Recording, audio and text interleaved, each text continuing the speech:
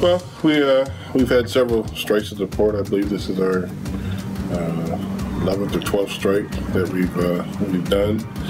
We are striking companies that are misclassifying their employees at the port.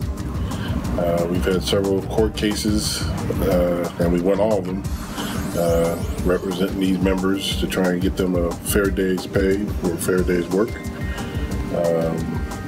And basically, these companies are creating a sweatshop labor force here in the United States, where these guys could work 40, 50, 60 hours in a week and come home with a negative paycheck, owing the company money instead of them receiving money for their pay for their work for the week. And so we want to go after these companies, which deliver to major companies such as Target and Ross and other major companies, using their trucking services to get the goods to the market that come from overseas. We want to let the public know that these companies are using these trucking companies that are breaking the law and misclassifying their employees and hurting the economy.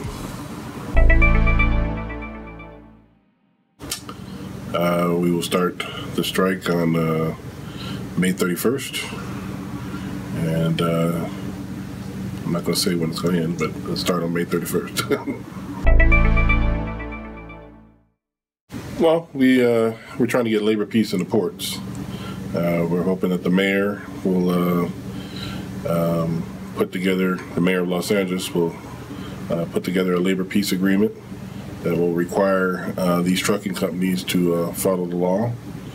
And we also hope that we'll get other agreements that require the shippers, the ones that are buying the products from overseas, that they're held responsible for using these companies that continue to break the law. After they used to say, well, it hadn't been through the courts. Well, now it has, and several companies have been hit with millions of dollars worth of fines because of their activities, and several companies have had to file bankruptcy because of the large amounts of these fines. So the question as to whether or not they're breaking the law has been answered, and now it's time for the city of Los Angeles and the city of Long Beach to start requiring that anybody that's going to do business at the port be in compliance with the laws of the state and the federal government.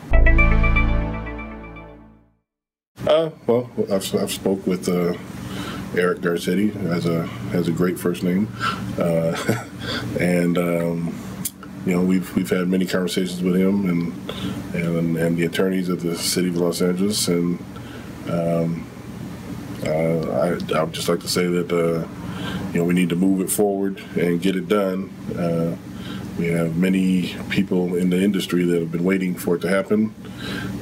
Companies that have switched to the employee model at the ports are suffering because the companies that are breaking the law are getting an advantage, and that's just not fair to those that are trying to operate within the law. So we need to protect those companies that are doing the right thing, whether they're union or not, because some companies such as the Hub Group had to stop doing business at the port, which is not a union company, but they can no longer afford to do business at the port, so they had to pull out because of these lawbreakers.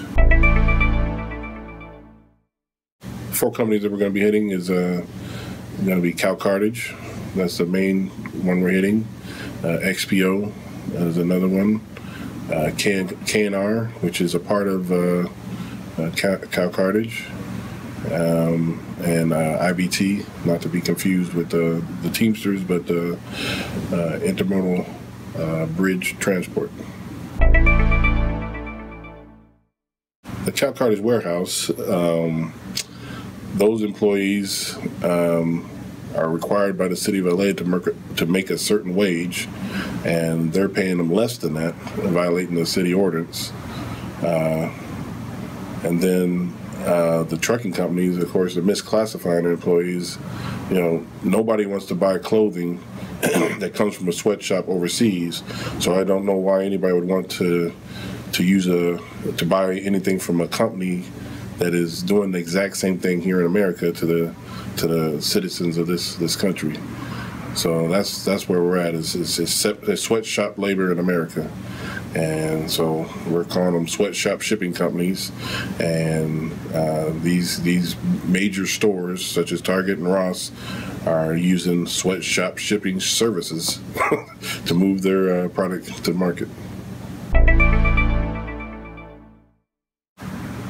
Well, I want to thank them for coming out and supporting Local 848 and the International Brotherhood of Teamsters, the Port Division.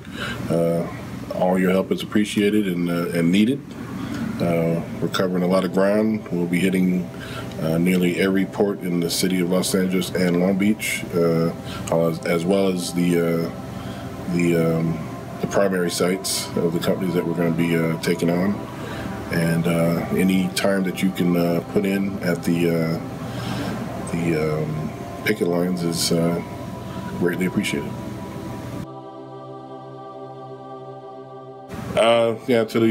To the ones that we're actually fighting for, I know it's been a long, hard road, and your families have suffered from the actions of the companies that you work for, and we're making a change at the port to make everything better there for you, your families, and those that come after you.